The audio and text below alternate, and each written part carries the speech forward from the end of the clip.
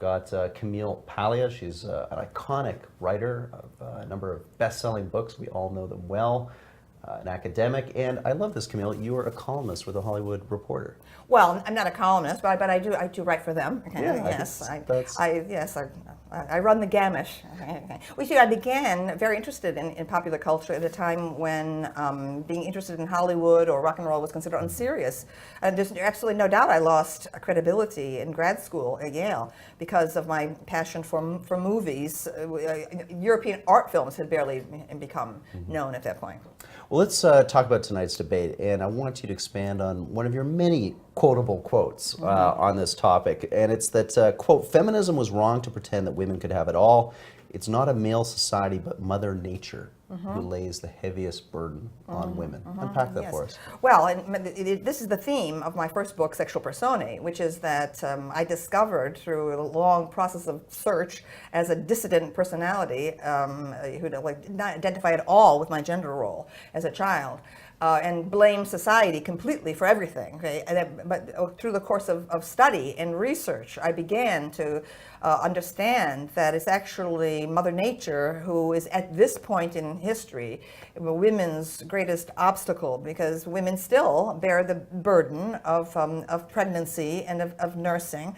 And so I think that women's lives are those who want to have children, their lives are categorically different than those of men who can take on fatherhood as almost a kind of a social duty. It's a social responsibility. These are social acts that a father does.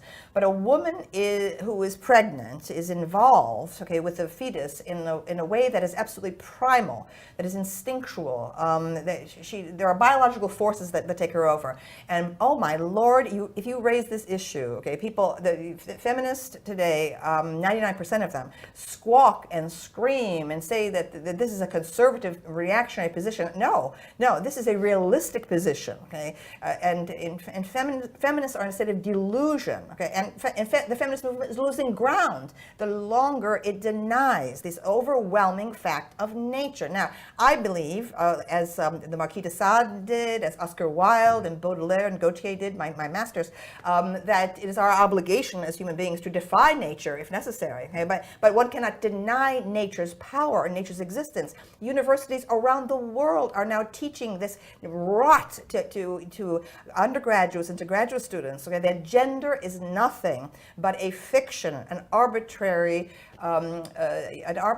invention. Yes, they would use the word construction, imposed, right, by oppressive institutions on people. And this is like absolute madness. Men will not know who they are. Women won't know who they are. Okay? I mean, and I support everything transgender, and I call my feminism drag queen feminism. So in no way am I coming from the right wing side. Okay? But what I'm saying is it's about time for feminist discourse to reappropriate biology. Biology must be, okay, a required course in every women's studies or gender studies program. The absence of biology, okay, has produced propagandists, okay, who have never even thought about science. So they're incompetents, okay. So that's why we have such confusion, and it's also why most people don't care about the women's movement, because they can see how divorced it is from reality. Give us a bit of a flavor for your talk tonight. You're an admirer of a lot of what men have built culturally. You think that this is key to how we need to understand civilization, not just in the past, not just today, but in the future. Yes, right. Well, one of my most inflammatory statements in Sexual Personae was, if civilization had been left in female hands, we would still be living in grass huts.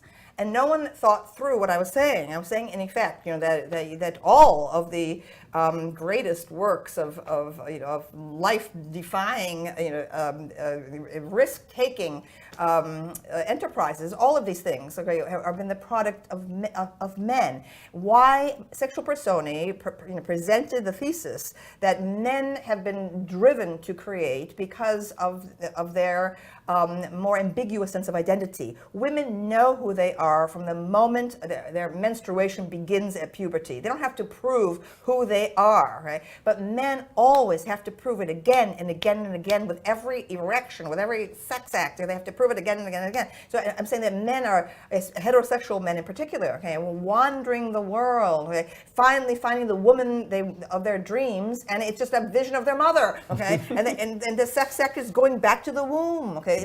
There's a terrifying aspect, okay, to sex. There are all kinds of dark, imaginative forces going on beneath the surface that feminism kind of ignores. So yes, I have learned enormously from men.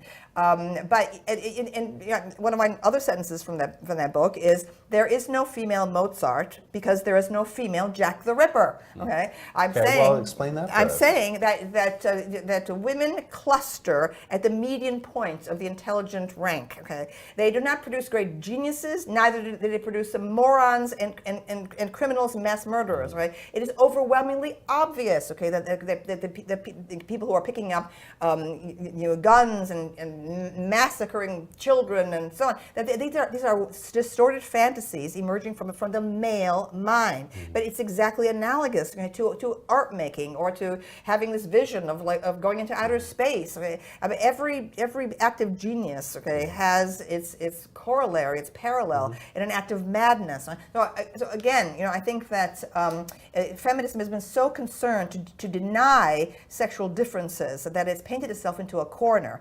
And the feminist movement is right now moribund. And again, why is it moribund? It's because ordinary people understand, okay, that these women have nothing to say to their own passions, their own concerns, their own desires. All right? And so it's time to bring feminism back to the real world, re-examine biology again, and be fair to men. Okay, enough of this. Okay, the negativity toward men, whether it. But let's talk about that negativity a bit. I mean, male performance outside of the bedroom, but in the workplace, in our school system. I mean, something seems to be happening. Would you agree that maleness today ain't what it used to? Ain't what it used to be? That there's maybe a confusion amongst men as to what their role in society is, that the popular culture has created. Well, I think educated men are definitely in a quandary. They want to be polite to women. They want to be courteous to women. I think that they are careful not to tell women exactly what the contents of their own sexual imaginations are, what they are, and so on. But I think I'm always listening to sports radio, okay, in the United States. There are a lot of sports radio stations, and there I hear the voices of real men, okay. I hear the voices of working class men, of truckers, of guys from construction projects, and so on and so forth. So I think that a lot of the lament, okay, about the condition of men is coming from white upper middle class women, okay, about white upper middle class men, okay. And it's about time that I think that feminist theorists start to become aware of despite their putative leftism, they must start to be aware of their own class biases. Interesting. Let me end by asking you a question I've asked some of the other presenters tonight. Is there a man icon, it could be fictional or real, a director or writer, who you think really gets women right in their portrayal? Is there somebody out there that has their finger on the pulse of what? Well, I mean, my favorite directors is, of course, Alfred Hitchcock. I wrote a book on the birds for the British Film Institute, and he has been notoriously pilloried as a misogynist, okay, by feminists, okay? Whereas I think he's got it right, okay? From my perspective, as a marginalized and always complaining lesbian, okay?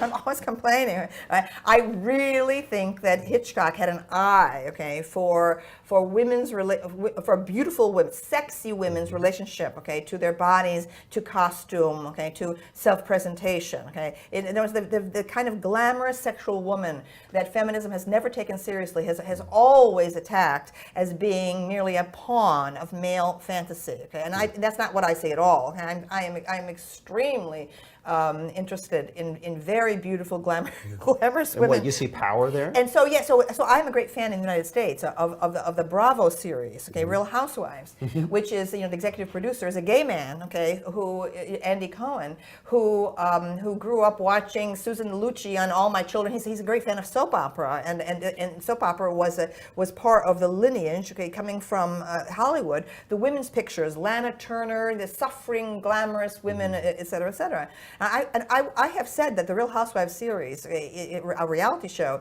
is an anthropological study, okay, of the actual way beautiful, sexy women interrelate with each other. It's absolutely a universal. Feminism cannot take it in. Gloria Steinem said she wanted to pick it, okay, the Real Housewives of New Jersey show. That shows you the gap between her and me, okay, because I watch these shows, I can watch them 4 or 5 times, okay, the same episode, okay, and so on, right? And wherever I go in the world, I see beautiful women acting toward each other in exactly the same way, okay? It's women, okay, who appreciate how a woman dresses. Women dress for other women. They don't dress for men. What do men know? Men know nothing, okay? Men just say, oh, you look nice, okay? Women, okay, go, oh, you look beautiful, okay? The women, immediately, the women assess and so on. There's this tremendous competition going on, okay, on the sexual level among high-profile women that feminism has been afraid to acknowledge, because they say, oh, then we admit women are bitches, then women are catty, women are this, women are that. But that's just too bad, okay? Yes, I do, okay, worship, okay, the beautiful, glamorous woman. Time, okay, conquers all, okay? Beauty fades. Beauty is transient. That is why we value it. This is what the ancient Greeks knew about beautiful boys, okay, and beautiful, perfect athletic bodies, et cetera, et cetera. So to me, feminism's failure to acknowledge that beauty is a value in itself, and that even if a woman manages to achieve it for a particular moment, okay, she has contributed something to the culture, okay? And thank heavens for photography and for movies that preserve forever the beauty of certain women, okay, at their absolute peak, whether it's Catherine Deneuve or Elizabeth Taylor, or the great stars of the 1930s, Jean Harlow, whether Rita Hayworth, at her peak, et cetera, et cetera. Okay? So my entire frame of reference is closer to that of the mass audience that goes to movies, okay, than it is to that of feminist theorists. Okay.